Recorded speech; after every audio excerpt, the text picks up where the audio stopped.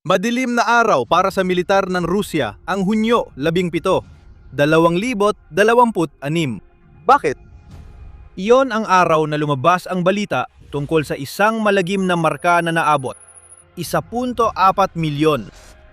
Ganiyan karami ang naging kaswalti ng Russia mula nang simulan ni Putin ang pananakop sa Ukraine noong Pebrero 2022. Nakakabahala ang bilang na ito at nagpapakita ng laki ng kapalpakan ng tinatawag na espesyal na operasyong militar. Kahit ang isang psychopath na tulad ni Putin ay siguradong mabalisa kapag nakita niya ang bilang na yan. Hindi siya nag-aalala sa mga namatay.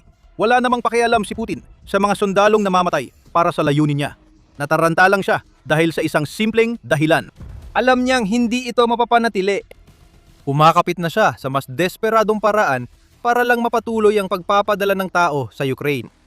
Magsimula tayo sa 1.4 milyong mga kaswalti. Hindi namin basta kinuha ang bilang na yan.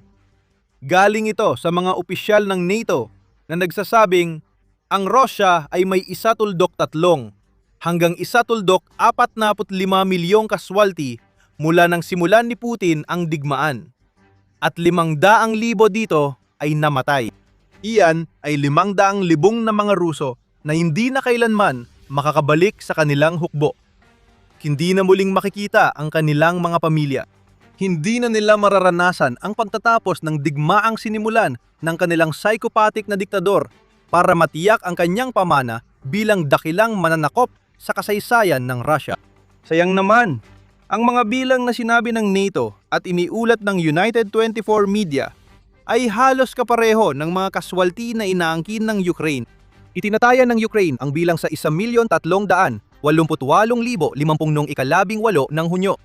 Ayon sa Ukraine, dahil nawawalan ang Russia ng halos 1,000 sundalo kada araw at kung minsan higit pa, aabutin ng 12 araw mula Hunyo 18 bago umabot sa 1.4 milyon ang kabuuan. Kaya ang huling araw ng Hunyo ang pinakamahalaga para kay Putin. Sa Hunyo 30 maabot ng Russia ang mahalagang bilang na magmamarka sa pagsalakay sa Ukraine bilang pinakamapaminsalang makabagong kampanyang militar ng isang malaking kapangyarihan. Alam nating mahalaga kay Putin ang kanyang pamana, pero hindi natin akalaing ganito siya kadeterminado mapasama sa kasaysayan. Kahit anong paraan. Pinakabaliw sa laki ng mga kaswalti ay hindi lang ang 1.4 milyong namatay, kundi ang tila walang tigil si Putin. Oh, nagpapanik at desperado na siya, batay sa mga bagong hakbang na ipapatupad niya na ipapakita namin sa inyo. Ayon sa NATO, kahit maraming kaswalti, wala pa ring senyales ng malaking pagbabago sa operational tempo ng Russia o paghahanda sa summer offensive nila. Gusto pa ring ipagpatuloy ni Putin ang ginagawa niya, kahit alam niyang marami ang mamamatay dahil sa kanyang pagkasira ng ulo. Malaking tulong ang dagdag na konteksto. Noong Hunyo 3, binigyang diin ni NATO Secretary General Mark Rutte ang malubhang kalagayan ng pananakop ng Russia sa Ukraine. Buwan-buwan, halos 30,000 sundalo ang nawawala sa Russia. Ibig sabihin, mas marami silang nalugi sa isang buwan kaysa sa nawala sa Soviet Union sa 10 taon sa Afghanistan. Ayon kay Rutte, pambihira ang mga bilang na ito. Ang pambihira ay isang paraan ng paglalarawan nito. Ang gagamitin naming salita ay sira ulo. Ipinunto pa ni Rutte na hindi lang ang mga kaswalti ang dapat sisihin kay Putin na talaga namang malaki kung ikukumpara sa huling malaking kampanyang militar ng Russia. Kundi pati na rin kung paano ipinapadala ng Russia ang kanilang mga sundalo sa prente. Parang itinapon ka sa isang rodeo. Binibigyan ka ng gamit at kagamitan na hindi naman akma sa pangangailangan mo. Ipinapadala ka sa prente na mataas ang posibilidad na masugatan o mapatay. Kung may kaluluwa si Putin, tiyak siyang mababahala sa paratang na iyon. Sa ngayon, wala talaga siyang magawa sa sinabi ni Rutte. Sa totoo lang, medyo mapagbigay pa nga si Rutte kay Putin pagdating sa mga kaswalting natatamo buwan-buwan sa ilalim ng pamumuno niya. Tama siyang mas maraming sundalong nawawala sa Russia bawat buwan kaysa sa buong bilang noong digmaan sa Afghanistan sa ilalim ng Soviet Union. Ayon sa American Archive of Public Broadcasting, nasa 15,000 ang kaswalti ng Russia sa 10 taong labanan na iyon. Hindi lang mas marami, doble pa ang kaswalti bawat buwan kumpara sa naranasan ng Russia sa 10 taon ng digmaan sa Afghanistan. Kung babalik tayo sa 1.4 milyon, mas mataas ito kaysa sa naranasan ng ibang malalaking bansa mula ikalawang digmaang pandaigdig. Pinalalawak pa ng Russia ang record na naitala ilang buwan na ang nakalipas. Noong Enero 28, iniulat ng Euronews ang ulat ng Center for Strategic and International Studies, CSIS, na nagsabing ang 1.2 milyong kaswalti ng Russia ay record para sa malaking bansa sa mahigit 80 taon. Nagbigay rin ito ng ilang paghahambing sa Estados Unidos. 54,200 at 46 ang namatay sa digmaang Koreano. 47,434 naman sa digmaang Vietnam. Matagal na lampasan ng Russia ang mga iyon sa Ukraine at naganap ang mga digmaan dekada na ang nakalipas bago pa dumating ang makabagong kagamitan mula Estados Unidos. Kung gusto mo ng mas bagong halimbawa, tingnan ang Operation Epic Fury sa Iran. Nagresulta ang digmaan sa 300 at 74 na kaswalti sa Estados Unidos, 13 dito ang namatay. Bagamat malungkot, ipinapakita nito ang pagkakaiba ng makabagong makinarya ng digmaan at lumang estratehiyang pag-ubos ng Russia sa Ukraine. Hindi nakikipaglaban ang Russia sa isang makabagong digmaan. Ang ginawa lang nito ay lumika ng isang meat grinder na pumapatay sa sarili nitong mga sundalo para sa kakaunting tagumpay sa Ukraine. Ang siraulong nakaupo sa Kremlin ay opisyal na ring tumupad sa isang prediksyon na ginawa pa noong Enero. Ayon sa ulat ng CSIS, na ipinakita ang tunay na lawak ng 1.2 milyong kaswalti. Posibleng umabot sa 2 milyon ang kabuuang kaswalti ng magkabilang panig ng digmaan pagsapit ng tagsibol. Ayon sa Kiev Independent, umabot sa 500,000, 600,000 ang kaswalti ng Ukraine mula nang simulan ni Putin ang pananakop. Idagdag mo ang 1.4 milyon ng Russia sa 600,000 ng Ukraine, makakakuha ka ng 2 milyon ayon sa CSIS. Ang pagiging predictable ni Putin ang kalaban niya sa Ukraine, pero tila hindi niya kayang baguhin ang direksyong gusto niya para sa Russia. At problema yan dahil wala sa mga ito ang kayang magtagal o hindi na talaga ngayon. Noon, kayang isakripisyo ni Putin ang 10,000 sundalo, habil parang walang katapusan ang kanyang pinagkukunan. Sa 2026 nakikipaglaban na ang Russia na kulang sa tauhan, ayon kay Andriy Natsov, hepe ng General Staff ng sandatahang lakas ng Ukraine noong Mayo 15. Halos pantay na ang pagkawala ng kalaban sa dami ng kontraktwal na sundalong nire-recruit nila para punan ang kanilang hanay. Minsan ay mas marami pa ang nalulugi. Sa katunayan, nagsasagawa na ang Russia ng mga operasyon sa labanan kahit na may malaking kakulangan sa tauhan. Ayon sa NATO, sa kanilang pagtataya, lalo pang titindi ang sitwasyon 1 buwan bago makamit ng Russia ang pinakahuling markang naabot nito. Sinusuportahan ng ulat ng CNN noong Hunyo 14. Ang sinabi niyang hirap ang mga tagapag-recruit ng Russia na makahanap ng mga voluntaryo, na nagsabing bumaba ng 20% ang pagre-recruit ng voluntaryong sundalo ng Russia sa unang quarter ng 2026 kumpara sa 2025.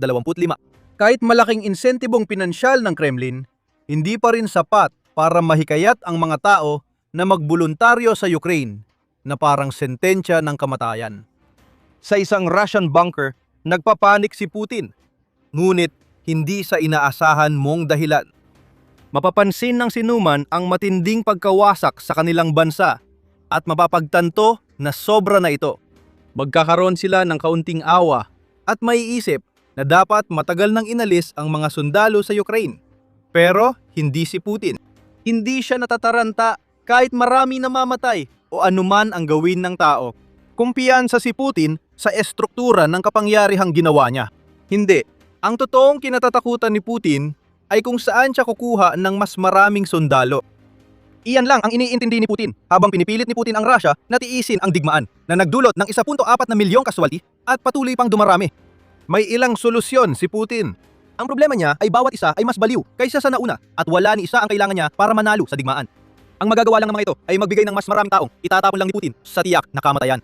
Walang pagbabago sa estratehiya ng Rusya. Bago namin ibahagi ang mga kakaibang solusyon ni Putin sa krisis sa tauhan, Paalala lang na nanonood ka ng The Military Show. Kung napapakinabangan mo ang channel na ito, marami pang iba na tulad nito. Kaya pindutin mo ang subscribe para patuloy mong mapanood ang aming mga araw-araw na video. Sa totoo lang, matagal nang sinimulan ni Putin ang mga baliw na paraang ito para madagdagan ang bilang ng mga sundalo ng Russia bago pa man maabot ng Russia ang pinakabago at pinakanakapanlulumong antas nito.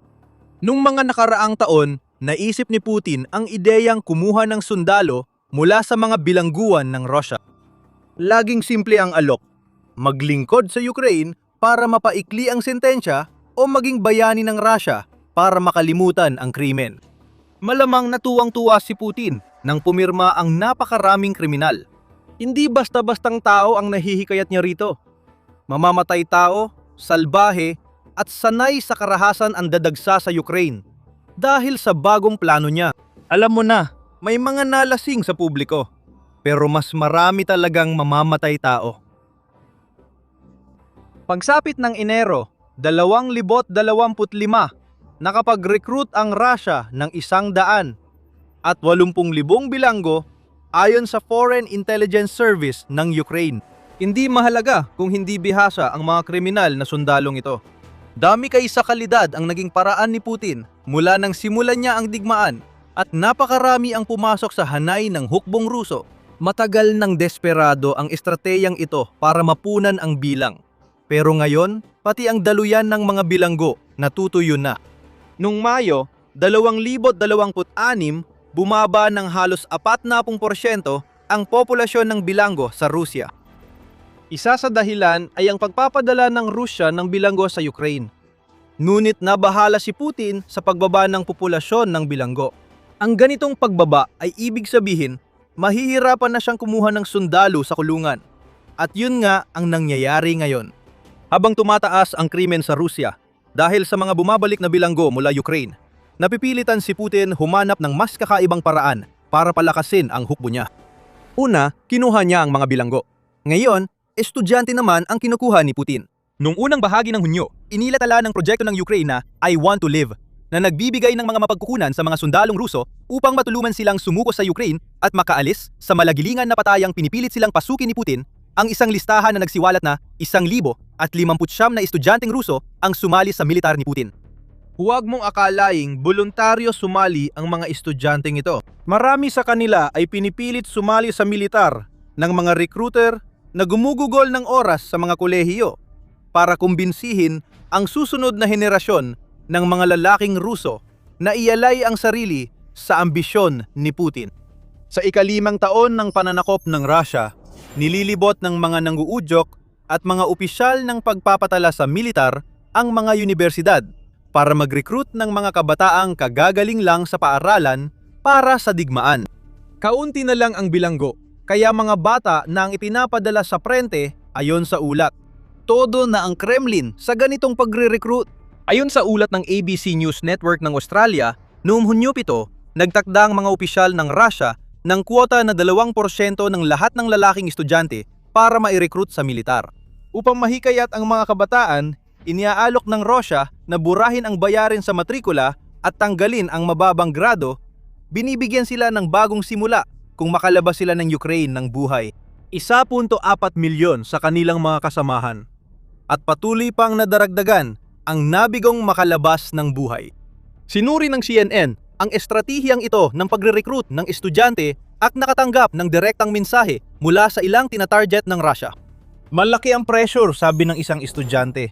At dagdag pa ng isa, maraming poster ng UAV forces sa buong universidad. Siyempre, ang pagre-recruit ng mga kabataang kakalampas lang ng 18 taong gulang sa militar ay hindi na bagong taktika. Nakakatakot kasi, naubos na ni Putin ang malaking bahagi ng henerasyon ng lalaki sa Russia.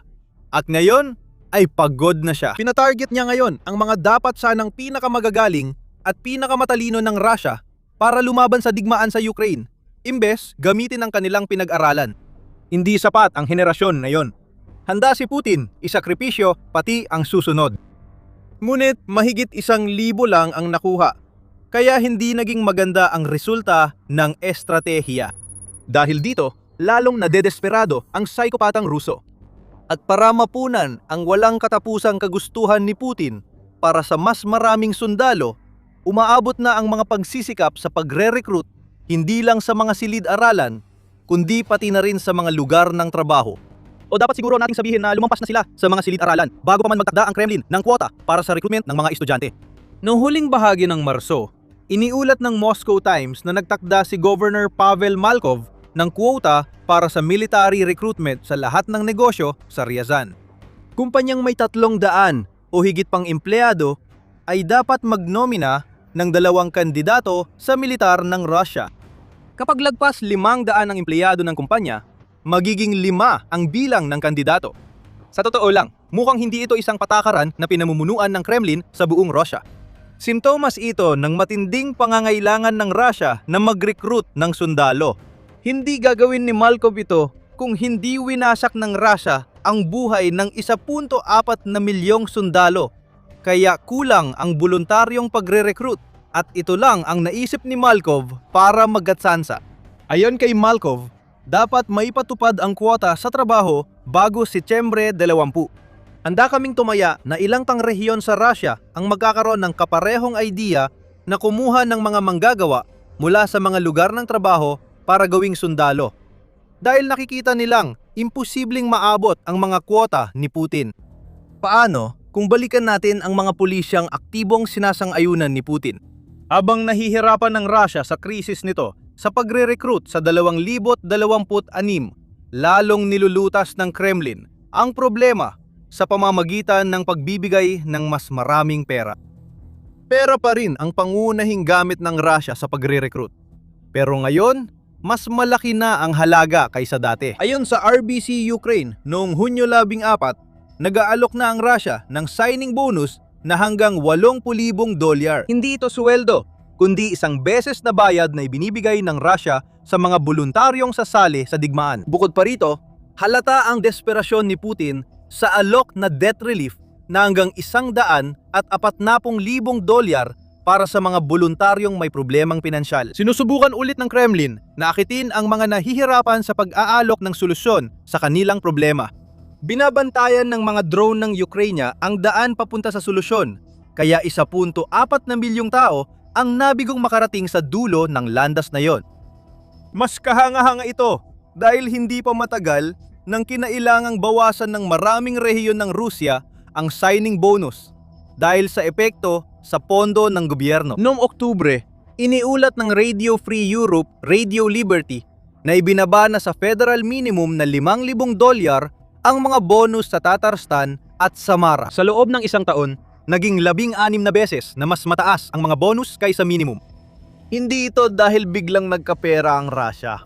Dahil sa kagustuhan ni Putin, lalo pang lumala ang pinakamatitinding kaswalti ng makabagong militar at handa siyang wasakin ang regional na ekonomiya para lang makakuha ng karagdagang voluntaryo. Gusto mo pa ng mas matinding desperasyon? Maliban sa pamimilit sa mga estudyante, pagpilit sa mga pinagtatrabahuhan na magmungkahi ng mga kandidato at alok ng perang wala sa Russia, tumitingin na rin si Putin sa labas ng sariling teritoryo. Target ang Africa. Particular, naniniwala ang Russia na mahihikayat nila ang mga kabataang lalaki sa Africa para madagdag sa 1.4 milyon. Noong Hunyo 18, iniulat ng Euronews na ayon sa intelihensya militar ng Ukraine, nagtayo ang Russia ng network ng mga Russian house sa buong Afrika.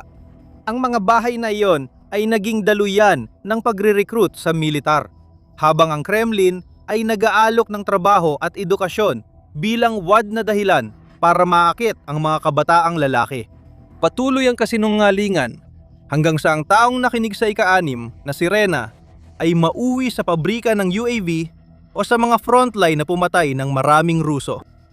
Ayon sa Africa Center for Strategic Studies, pinagsama ang disinformasyon, human trafficking at dayuhang pakikialam. Dahilan kaya malaking bahagi ng 30,000 dayuhang lumalaban sa militar ng Russia ay mula Africa. Hindi makumbinsi ng Russia ang mga tao kaya't kailangang magsinungaling at manlinlang para mapasama sila, saka ipadadala sa labanan na malamang ikamamatay nila. Halatang desperado si Putin sa bawat kilos niya. Alam ng psychopath na naipit at napahiya siya sa buong mundo. Ang 1.4 na milyong kaswalti ay pinakamatinding dinanas ng alinmang makabagong militar mula ikalawang digmaang pandaigdig. Hindi siya titigil at ang desperasyong gumagabay na ngayon sa bawat desisyong ginagawa ni Putin ay naging mapanganib. Iyan ang opinyon ni Simon Tisdall ng The Guardian na nagtatanong, ano ang gagawin ni Putin kapag nawasak ang Kremlin bubble niya at napagtanto niyang may paparating na malupit na pagkatalo sa estratehiya at personal na antas. Hindi ito normal na sagot ng isang leader. Ang ganitong dagok sa ego ay sasatan ng husto ang ego ng punong psycho ng Kremlin. Kaya't hindi siya basta-basta aatras. Magpapalawak pa si Putin. Ang digmaan na hanggang ngayon ay nakapaloob lamang sa Ukraine ay maaring lumawak at isama ang mga bansang kasapi ng NATO sa Europa na magreresulta naman sa pagpapatupad ng Article 5 at isang digmaan na sasaklaw sa buong kontinente. Maaring magbunga ng pinakamaling desisyon ni Putin ang kanyang pagkataranta mula nang salakayin niya ang Ukraine. Sobrang saklap nito para sa Rusya. Magiging pinakamalaking krisis sa bansa mula ikalawang digmaang pandigdig, ang pinakamalaking sakunang militar sa makabagong kasaysayan. Hindi magiging maganda para sa Rusya ang alinman dito, kahit hindi mabaliw si Putin at palawigin pa niya ang digmaan. Tuloy pa rin ang kamatayan. Alam natin dahil nagtatakda ng mga record ang Ukraine sa iba't ibang larangan. Maraming sundalo, artilyerya, armor at lohistika ang winawasak sa hindi pa dating bilang. At maari mong malaman ang lahat tungkol dyan at kung bakit nakapipinsala ang mga numerong ito sa pangarap ni Putin na sakupin ang Donbas pagsapit ng Setyembre sa aming video. At kung nagustuhan mo ang video na ito, naghihintay sa'yo ang subscribe button. I-click mo na at suportahan ang The Military Show habang nagdadala kami ng araw-araw na pangtalakay sa lahat ng may kinalaman sa digmaan sa Ukraine. At maraming salamat gaya ng dati sa panonood.